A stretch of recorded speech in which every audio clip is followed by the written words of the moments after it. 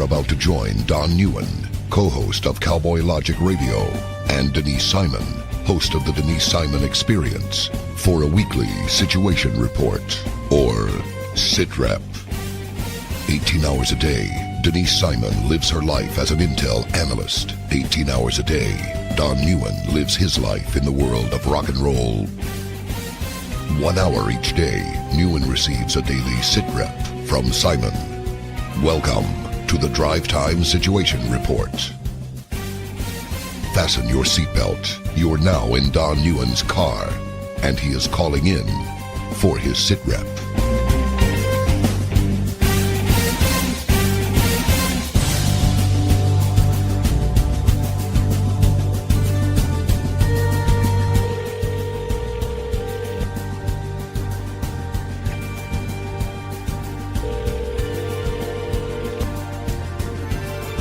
Smello. Good evening, Denise Simon. Hello, Don Neuen.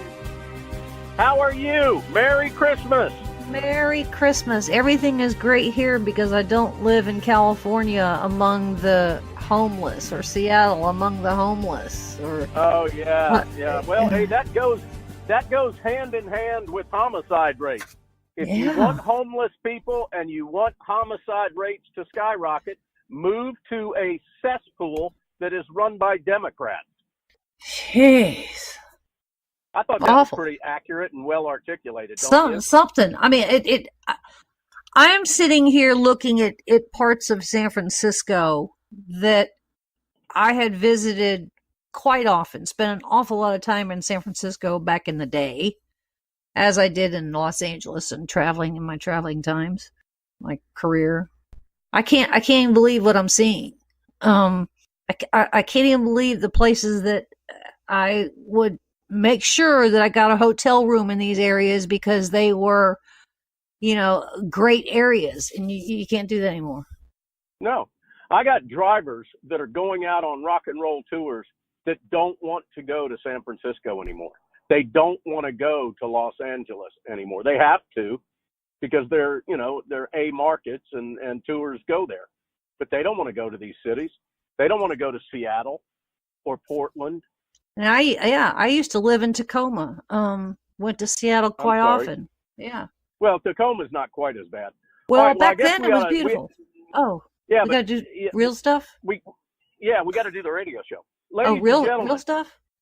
Yeah, ladies and gentlemen, welcome to tonight's Drive Time SITREP. A conversation, clearly, that takes place between one Denise Simon and one Don Neuen. I am in my car driving home after a long day at work in the world of rock and roll, where I have drivers telling me they do not want to go into San Francisco or Los Angeles while on tour with the biggest names in entertainment. Denise, on the other hand, is sitting in her bunker in Central Florida. She has a wall around her building, around her home, her compound, and that is to keep illegal aliens out. Hey, I've got a potential illegal alien coming up to my car wanting to sell me a bottle of water. Oh. Hey, at least he's being entrepreneurial, unless, of course, he has stolen said bottles of water. Yeah? What are you typing? I can hear you typing or fidgeting. Fidgeting. Oh, stop that. Okay, Did you have quit. too much coffee? Did you have two 5-hour shots today? I did not. I've only had one today. Good for you. If I had one of those, I could feel my hair grow. No, it's not like some of the other stuff. No, it's not like that. Well, aren't they jacked up on caffeine and stuff? No, mine doesn't have any caffeine in it. What's it got in it? I forget. No, I forget now. But I drink one every day. I know you do. That's what keeps that hard body hard, by gosh. Something like that. And lots of tennis. Lots of tennis. All right. Anyway. Hang on. I got my reading glasses are hung up in my headset. All right. Ladies and gentlemen, welcome to the show. Denise is going to timestamp. I told you this is unlike any other radio show. All right. Denise, let's timestamp it and get after it. First of all, again, Merry Christmas to you. Merry Christmas to all of our beloved listeners. We say that every week here on the Drive Time SITREP. And for those of you that are listening that are Easter worshipers, we want to acknowledge you all as well. along with all of those that do not worship on Easter, we don't really care what you do because we're conservatives and we're not judgmental. 8:39 p.m. Eastern on the 14th of May in the year of our Lord 2019. That's right, you Easter worshiper, in the year of our Lord. Now, Denise. What? In looking through the headlines today, which is all I had a chance to do while I was eagerly waiting for my food coming from Star Cafe today, I noticed that there's a lot of stuff going on. And there's also a lot of stuff going on with regard to John Kerry and our little buddy Joe Biden and their offspring, something that you and I talked about, what, a year ago maybe? Yeah, at least. Ooh, all this stuff starting to bubble to the surface. Well, it's not like government works particularly fast. It doesn't work particularly fast, does it? It works. It just has worked. We don't even see government work. But that's a sidebar note. Okay, well, so let's. Where are we going tonight? We're going to start off with this. I just want to set the record straight. Everybody is freaked out that there are plans to possibly deploy 120,000 troops into the Middle East theater to start a war with Iran. That's just false. Hold on, Denise. Hold on. Let me set that up as if I was freaking out over that. All right, Denise, tonight, listen, I am stressing so bad that I constantly need to wear a Depends diaper. What is going on? Are we sending 120,000 troops into the Gulf? Are we at war? What's happening, Denise? Okay, look. How was that? We do have an awful lot of bases on alert. We do have some reserves that have been called up. They've been put on the ready. These are war plans that have been drafted going all the way back to the Obama administration. They've been dusted off. They've been looked at. They've been updated. That's what we do. We are ready. We will never strike first, ever, but we will respond. Okay? Well, there actually are times that I wish we would strike first, don't you? Yeah. Yeah, but rules of engagement. Hey, let me ask you this. Were these war plans that we had to dust off created during the Obama administration because he and John Kerry knew that the big Iran deal would be a disaster that would land us in a conflict at some point? Well, it really isn't these war plans, if you will, or I should say outlines, are not because of the Iran deal. They are because we are sick of the Houthis. We are sick of the Iranian Revolutionary Guard Corps. We are sick of the Quds Force. We are sick of Hamas. We are sick of Hezbollah. All of that, including. I get that. But did we not? All of those entities were heavily funded by this Iran deal. Do you not think?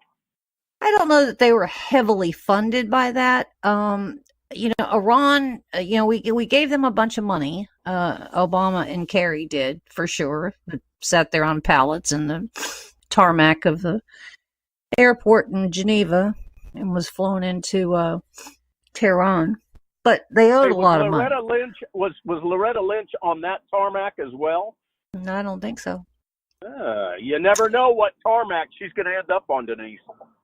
But they owed a lot of people some money, and you blew that off completely. Well, I mean, yeah. Well, anyway, they did have to pay some bills. They did have some salaries that they need to catch up on. Now they're right back in. They're in a worse situation now than they were because of the sanctions that we have placed on them. So as they should be. Yes. So things have gotten a little sideways, and I looked very carefully. I mean, I had to work very, very hard and go to websites that do some interesting things to be able to determine that we put,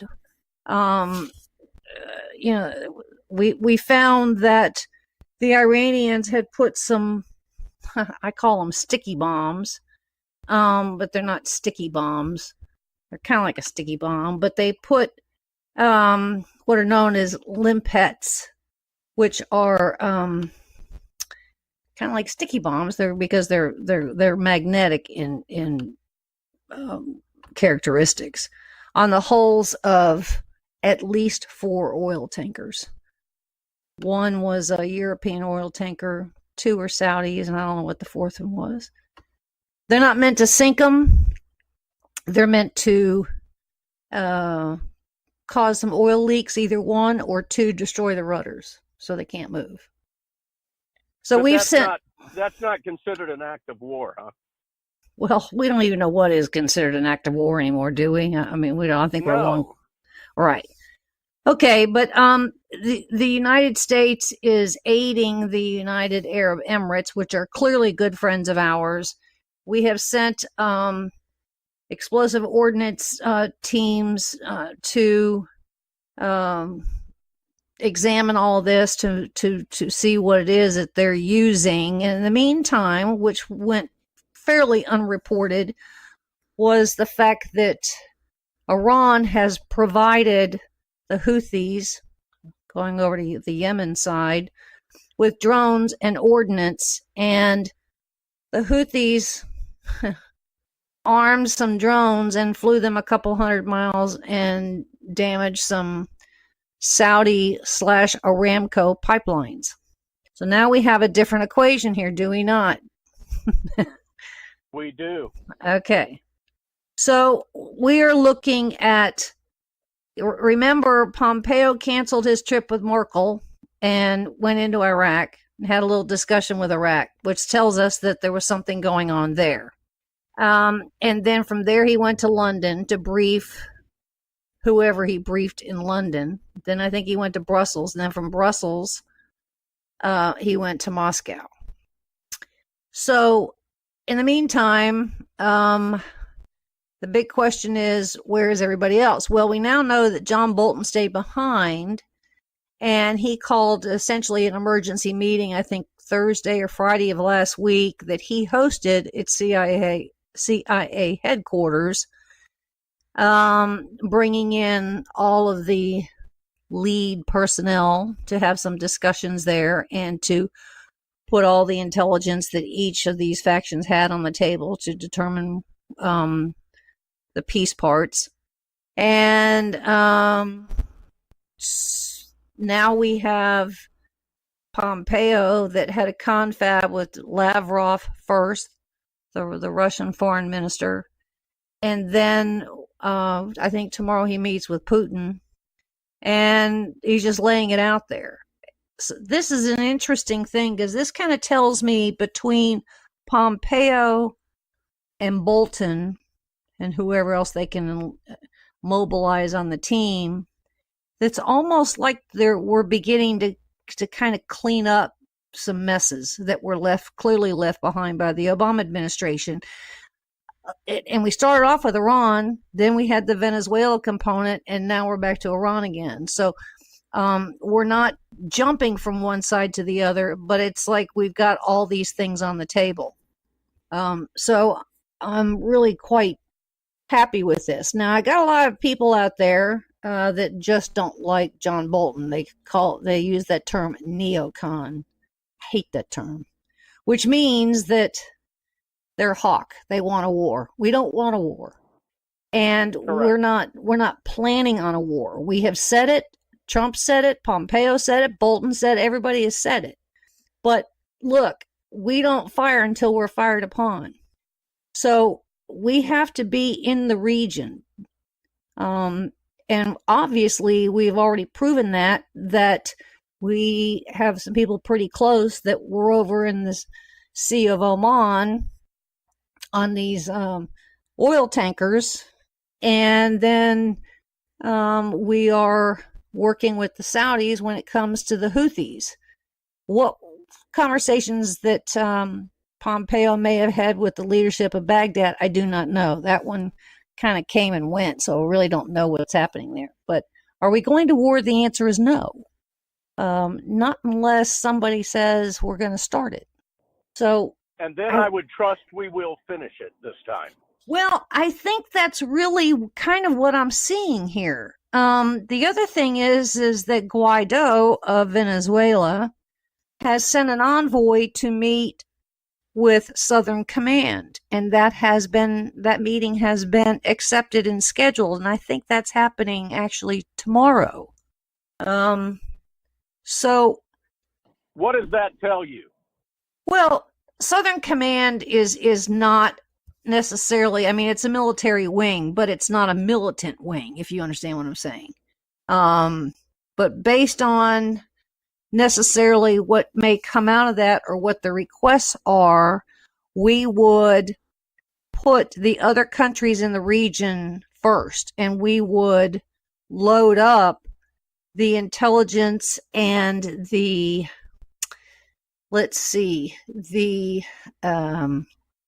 sources and methods that we always use for meaning satellite, meaning communications,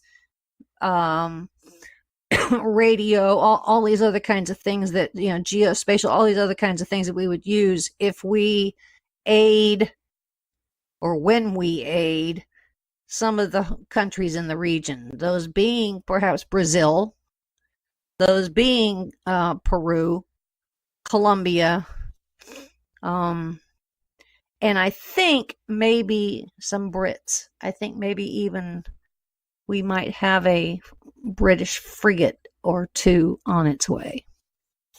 All right, is the accumulation of troops from Russia and Cuba still as heavy as it was last week when we talked about this? Well, with the Russian troops are really not there for fighting. They are there as a security team to protect Maduro.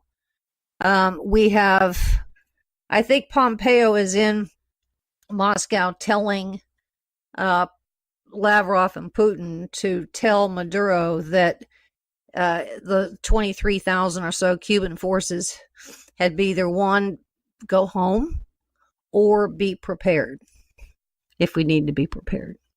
Gotcha. All right, you got about 8 more minutes. Is there anything before we have to break for a commercial break here? Well, I will say this, and this is what a lot of people don't necessarily understand either. I'm kind of blown away by this, but Venezuela has an embassy in Washington, D.C. That embassy has been taken over by Code Pink and Answer, literally, and that's because Maduro approved them to be there. So Guaido essentially doesn't have an embassy in Washington, D.C. And what the United States did was they shut off all the power and water going to that embassy. Now, why? That's a fact. Now, why? It's a funny fact. Correct. And so you've got Code Pink. They're out there, barbecuing on, I don't know, whatever, and having pizzas delivered, I suppose. A few more days and they'll be called Code Sting. Yeah, exactly. If they're not already, because I think they've been there at least 2 weeks, maybe 3 or more. That's got to be rancid at this point. Well, I mean, it's rancid. Yeah. So anyway, I'm kind of surprised that we haven't found some building in Washington, D.C. and or Virginia or Georgetown or wherever else that we would put on loan that Guaido could use essentially as an embassy. But in the meantime, what did we do? We sent a whole bunch of people down to the U.S. Embassy in Colombia, and we're essentially military types, intelligence types, and we kind of loaded up things down there. So there's a lot of moving parts going on here, aren't there, Mr. Don? Many, many moving parts, Denise Simon. Hey, before we go to break, ladies and gentlemen, because of all these moving parts, you need the intelligence analyst, the Intel Analyst expertise of Denise Simon. And there's only one place you can find that other than, say, this radio show or her weekly radio show, and that's on her website, founderscode.com. I encourage you go over to that site. There's a little place you can stick your email address, and when you do that, you'll get emails like the one I got today about Rubio. And so you will get emails every time she posts an article. The beautiful thing about Denise's website is this. She does all the work for you. It's not to say that she makes you lazy, but you don't have to vet her material. You can read it with confidence. You can discuss it with confidence. You can repost it with confidence that you're not going to look like a schmuck that's reposting something that's been thrown into social media by the Internet Research Agency in St. Petersburg, Russia. Denise does all the work for you, and it's well-vetted, well-crafted work. Thank you. Founderscode.com, and you're welcome, Denise Simon. We've only got just a few more minutes. Well, we got about 5 minutes. Where do you want to go from here? Well, okay, we'll do a 5-minute thing on the North Korean ship. There was a big, huge thing that the United States had seized the North Korean cargo ship here a week or so ago. Ding, ding, ding. First time in history. Well, that's actually false. Okay. Oh, really? Yes. Isn't it fun to really get? That it's the first time in history, or false that we ever seized it? That we seized it. Okay. Okay. So history has not yet been made by us seizing a North Korean ship.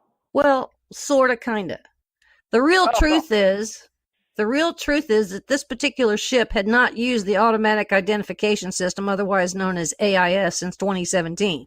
But we've been tracking this little baby, and we asked a couple of foreign authorities what they can do. So the ship was initially, at our behest, seized by Indonesia last year, April, over a year ago.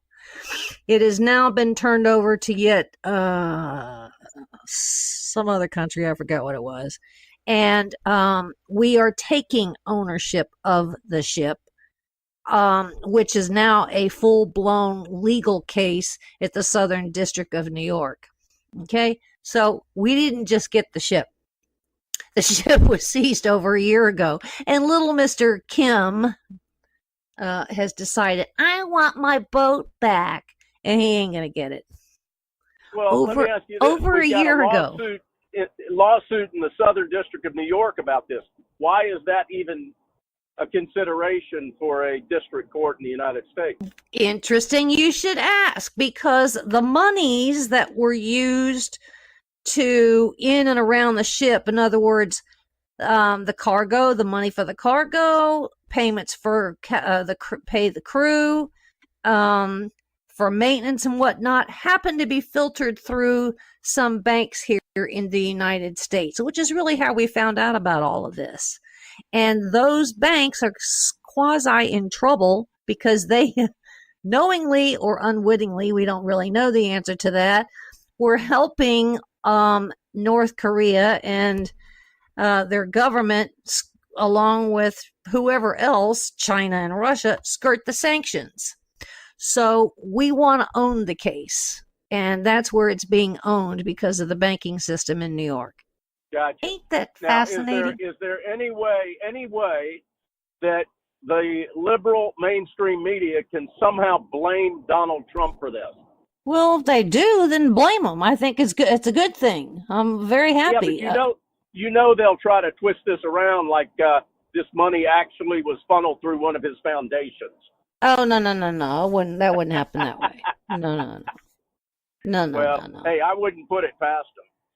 But we actually issued a warrant in July of 2018 after we knew that we could get the ship from Indonesia. Then we knew that we could, say, hey, they're violating these sanctions. The ship is flying this flag. It's not doing this. It's not blah, blah, blah, blah. And so that's why it's being handled by the Southern District of New York. Interesting. All right, ladies and gentlemen, we got to take a 2-minute break here. You're listening to the Drive Time SITREP with Denise Simon, who is educating all of us. My name is simply Don Neuen. We're going to be back. Don't go anywhere. You're listening to the Drive Time SITREP.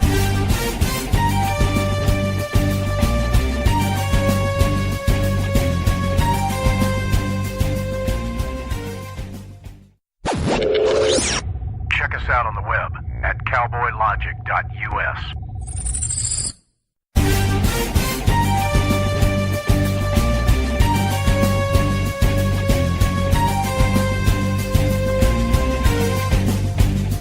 Welcome back to the Drive Time Sit Rep, ladies and gentlemen. My name is Don Neuen. You've got Denise Simon on the other end of this conversation. I am cascading down I-20, headed westbound into the setting sun of western Georgia. Denise, I'm traveling at a brisk 70 miles an hour, and I have just escaped Douglasville, Georgia, heading up to my exit, which is going to be Highway 61, revisited. Denise, any chance that we can go to more domestic stuff? Yes. That have been flying around in the air this past week. Well, let's start off, shall we, with the new kid on the block.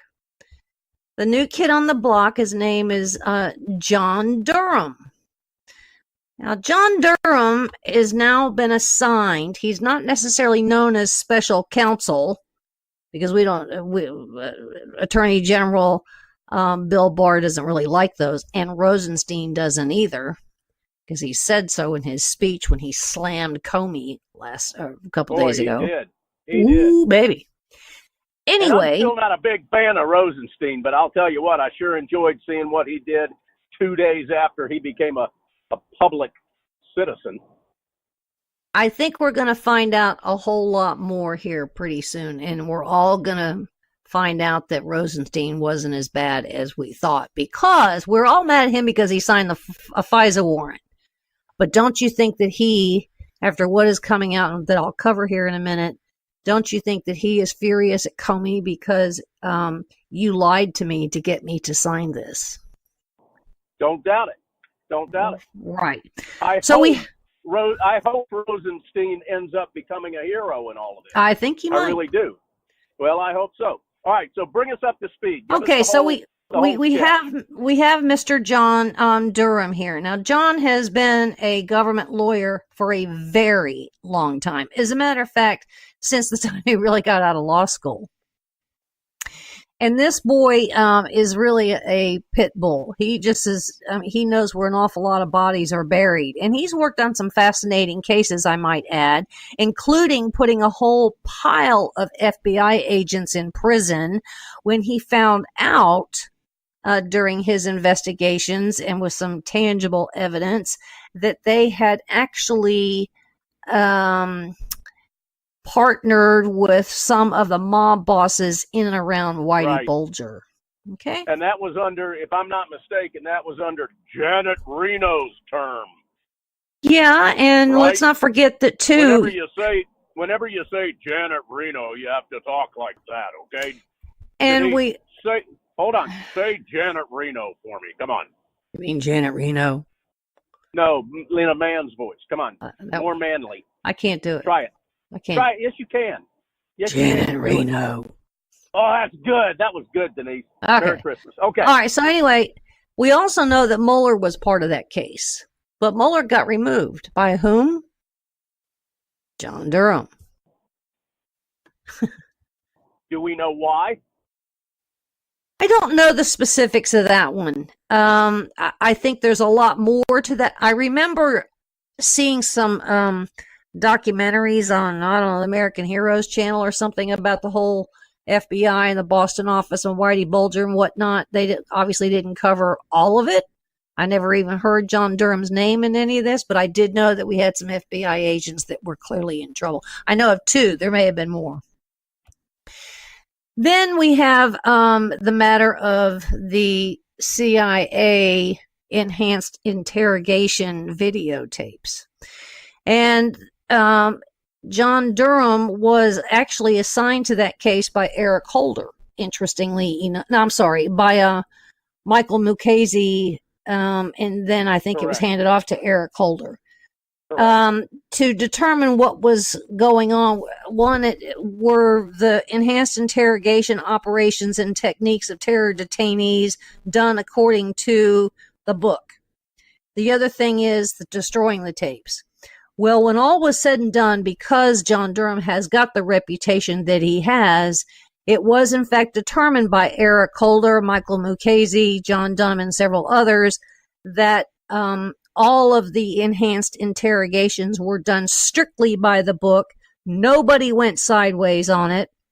They acted in good faith. They used all the guidance. Nobody was prosecuted, and nobody got in trouble for the destruction of the tapes that Jose Rodriguez had destroyed. And a big hat tip to our mutual friend, Dr. James Mitchell, for at least what he had control of, making sure that those enhanced interrogation techniques were by the book. Correct. If not a little more less severe. Correct. Hat tip, James Mitchell. So the point is John, he's got quite the stellar reputation. So as a consequence, he's always done somewhat, I would say, I think he even threw a Republican governor of, I don't know, Delaware or, I don't know, Maryland or someplace in prison too. So he's my kind of guy. What's he been charged with? What's he been charged to do? Because there's so many investigations going on right now that are absolutely about to pop open here. Well, what is he in charge of now? First of all, he's been on the case for at least a month. It only just came out. Those sneaky guys. Well, but if you listen to the hearings, Bill Barr actually told us in one of the hearings, I think it was the Senate hearing, that they're looking at it. And so that was a month ago. So he told us. Well, he yes, just didn't. He did say that. We just didn't know who it was. So now Durham is strictly to look at the use of the FBI informants, otherwise known as spies, and the improper use of the FISA court and the FISA warrants and the entire counterintelligence operation. So not only will it include all things FBI James Comey, but I think it will trot itself on over to John Brennan at CIA. And why do I know this? Yes. Well, because the fascinating little thing here is that there was a interesting little meeting that Barr had with CIA and FBI in the last week or so. Oh, including DNI, which would be Dan Coates. To get all of their cooperations and whatever moving parts that they can get their hands on to pass off that otherwise John Durham wouldn't have just yet. But Durham's got a very big head start in all of this. So a lot of people are mad, like, okay, we got another investigation that's going to take us 7 or 8 or 9 months or a year. Well, I don't think it'll take that long, but even if it does, where does that put us? Right up against the general election of 2020. Exactly. Ding, ding, ding. And as you have said countless times on this radio show, in politics, timing is everything. So we're going to find out a little bit more about several other people. Last week I mentioned a handful of other FBI agents that were assigned to the university in Rome. But now we have yet another one. And this new FBI agent, his name is Stephen Laycock. Stephen Laycock has been with the FBI his entire life, and at one point he was assigned to what is necessarily known as the counterintelligence division at the State Department for what is known as the Eurasian division. He was taken out of that,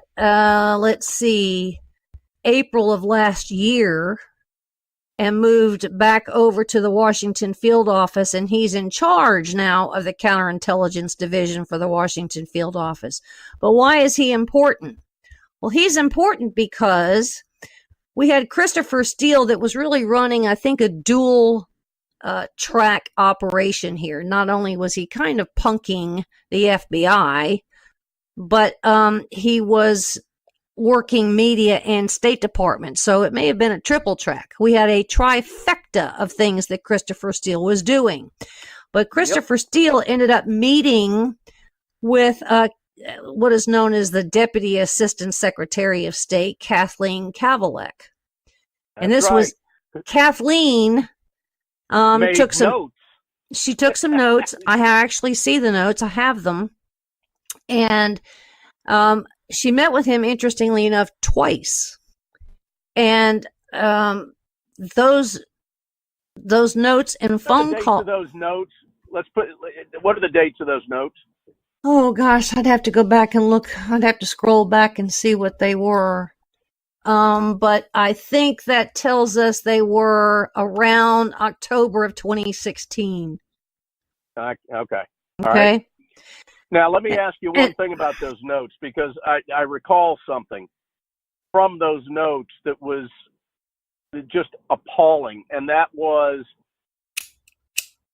and you'll have to correct me if I'm wrong on this, I hope you will, that the FBI was unaware that there was not a Russian embassy in Miami, Florida. I don't know that they were unaware. It's just that nobody used that fact as part of a thing saying, well, this is nuts. We can't even go any further because we don't have an embassy, Russian embassy in Miami. Well, okay. How would they not? I mean, why would they not say something like that unless they were just trying to pass off bogus information? Well, true. But but you could have some. They're either inept or they're in on it. One of the two. Well, I mean, you could call it an embassy, or you could call it a diplomatic post, or you could call it a DACA. And, they could have necessarily referred to anything, and they just ended up calling it that. So, if there was, and there are a lot of Russians in Miami. There are a ton of Russians in Miami. So sure. How it was necessarily phrased, we don't know. That it wouldn't she made a note of that, did she not? She did. And she passed it off in an email to Special Agent Stephen Laycock, who at the time was the FBI's section chief for the Eurasian Counterintelligence Division. All right. Now, in all of this, we didn't even know until last week about Little Miss Kathleen Kavalek or Stephen Laycock. Now, did we? No. Okay, so we have all these new names that just keep showing up. So let me ask you this: did Christopher Wray classify all of that stuff too? Well, we don't know what Christopher Wray did, because all this was at the time, of really where Laycock gave it to Strzok.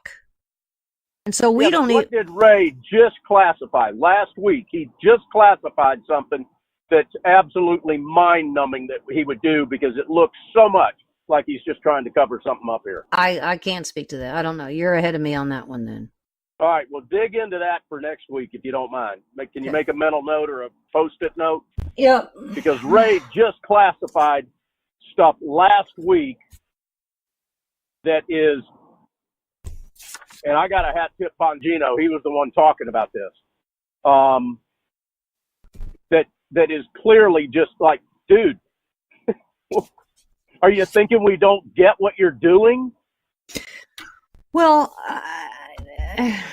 you can classify something, but it doesn't mean that those that have a clearance couldn't get their hands on it anyway.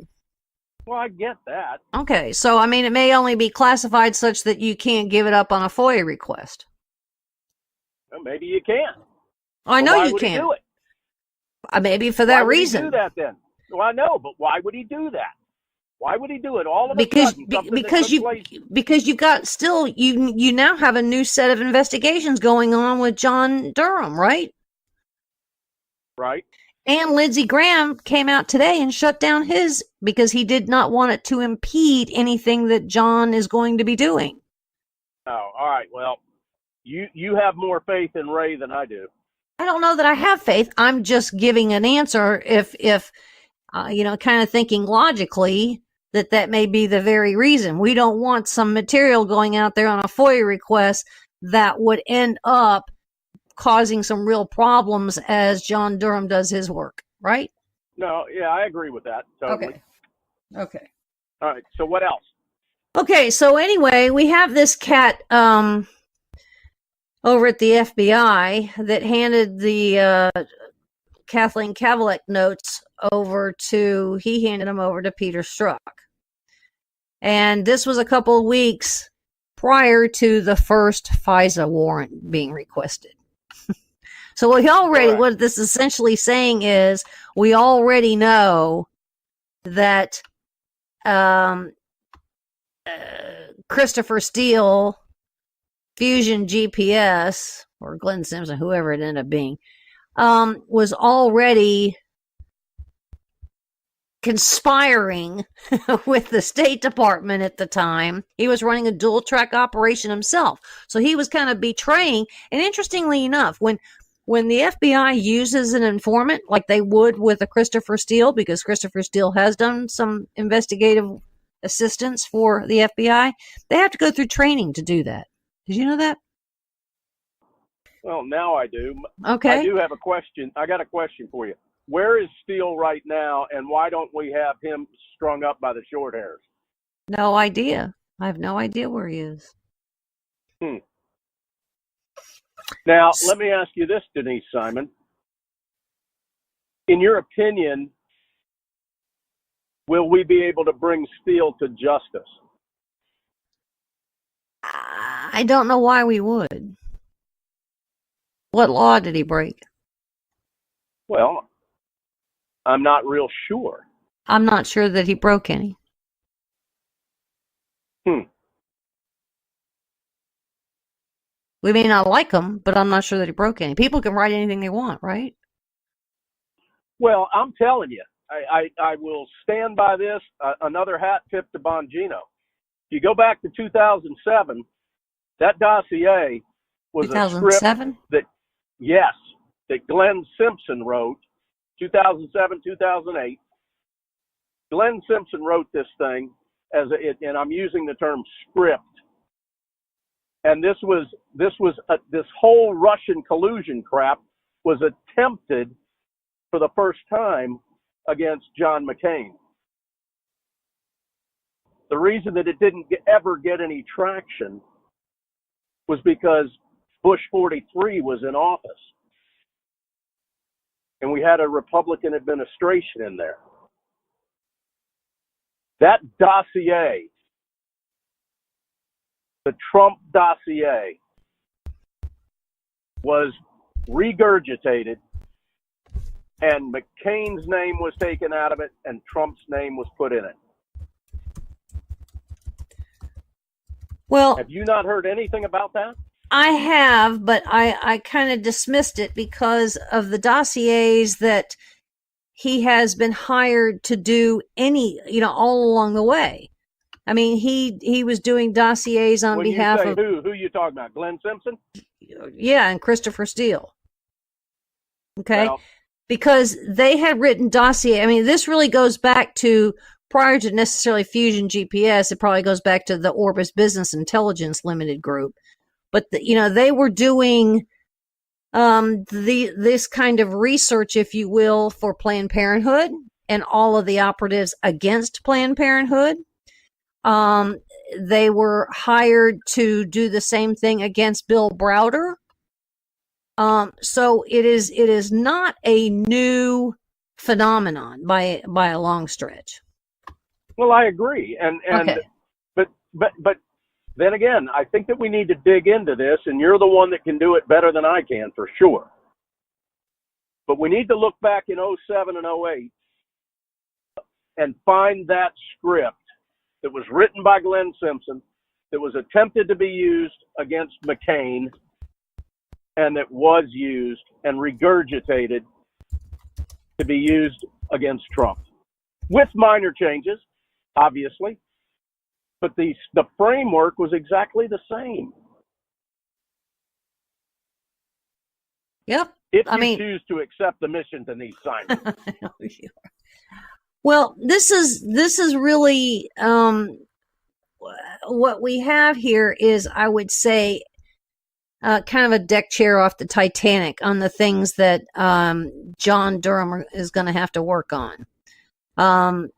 And he has essentially a head start because of, one, his own resume, and he's kind of like me. He doesn't care where the the fault lines appear, regardless of who it is on what side of the aisle. If some FBIers have to go down, so be it.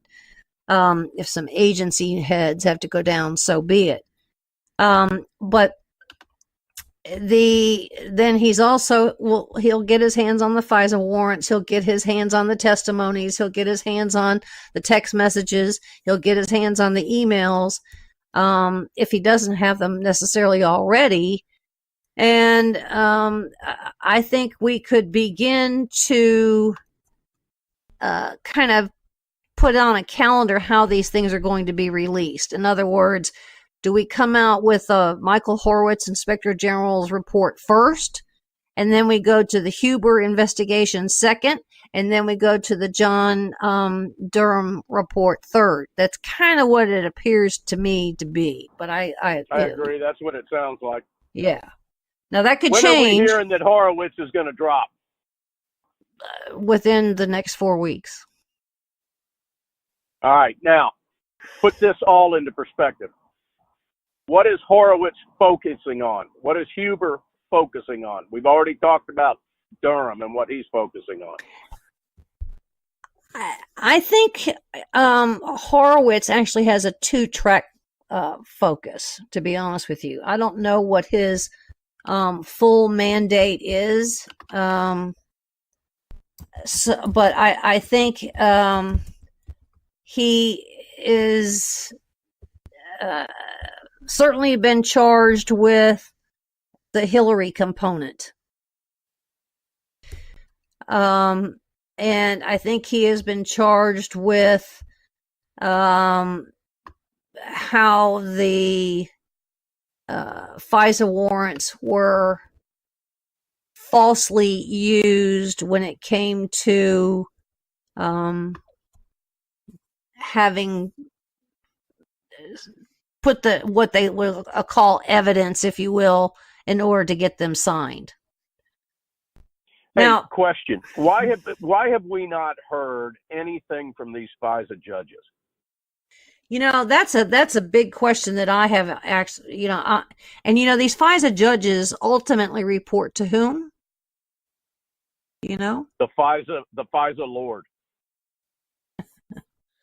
Justice Roberts at the Supreme Court. Yeah, I was afraid you were going to say that. I knew that, and I was afraid you were going to say that. But I would. Have you ever read an Inspector General's report? Well, yes, ones that you've sent me. There's a lot of information on there, and they at the beginning of the report they tell you why they're doing the report to start with, what the indications were that caused them to take on that assignment, and then paragraph 1. And then they give you the things that they have found. They're not going to give you all the things that they have found. I have already determined that. And then they're going to give recommendations. That's really it. Correct. By the way, all Inspector General's reports, regardless of who does them, whether you got somebody assigned to the EPA or the Department of Education or to the money that we're spending in Afghanistan, all of those reports go to the heads of whatever committees in both chambers of Congress. Did you know that one? Well, do they go to them in redacted form? Are there redactions that are in these IG reports? No. Okay. So they go in the pure, unchanged form those reports do? Correct. Okay. So what's your point? Well, the point is that when it comes out, whatever he includes in it, they will get a copy of, and they could be, now that you've got so many of the Democrats running House committees, some of them are going to be quite embarrassed, and those will be the faces to watch, to be honest with you. Yeah. Okay. Yeah. But he'll be looking at, McCabe's false testimonies. He'll be looking at the Strzok thing, all that kind of stuff. So I'm pretty well convinced that whatever work he has done so far, he has probably already had a confab with John Durham and Bill Barr. Good. Got a lot to look forward to in the next 4 to 6 weeks, 8 weeks. Yeah, it's going to be some, summer reading isn't going to include a Nancy Drew mystery here for me, I guess. I guess not. Listen, we got about a minute. Who do you have coming up this week on your show, Denise? Oh, you mean, actually, really, Yeah. I have to kind of go back. I have to go back a week. I've got Ryan Morrow. We talked extensively about the Muslim Brotherhood. Fascinating conversation with my buddy over at Federation for American Immigration Reform, Matt O'Brien. He's probably the smartest person I ever speak to when it comes to all things immigration, and we concentrated on asylum. I had Trevor Loudon on, and we spoke about if we've got an organization that helps us protect the Second Amendment, why don't we have an organization that helps us protect the First? Yeah, good point. Yes. I like old Trevor. He's a good old egg. Yes. And then I had Ethan Blevins from the Pacific Legal Foundation speaking of the First Amendment and all things necessarily like Chick-fil-A. All righty then. Well, ladies and gentlemen, I hope that you will catch Denise's show, The Denise Simon Experience, every Thursday night, 9 p.m. Some stations that run it carry at 10 p.m. Eastern. But whatever station you're listening to the Drive Time Sit Rep on, you can also catch the Denise Simon Experience every Thursday night at either 9 or 10 o'clock. You can also do the same thing with Cowboy Logic Radio every Tuesday night, 9 p.m., sometimes 10 p.m., depending on which station you're listening to it on. We sure appreciate you checking out this show. If you like it, share it with your friends. Let your friends and family know about it. Have them tune in and listen to us every Wednesday night, 9 p.m., sometimes 10 p.m., depending on the station. But you're listening to the Drive Time Sit Rep. Hat tip to Denise Simon for all of her great work. You got to take us home, girl. Okay, real fast. 2 counties were hacked by the Russians in Florida, and Don Jr. is, in fact, giving testimony before the Senate. He did agree to that. Thanks for being with us. God bless America.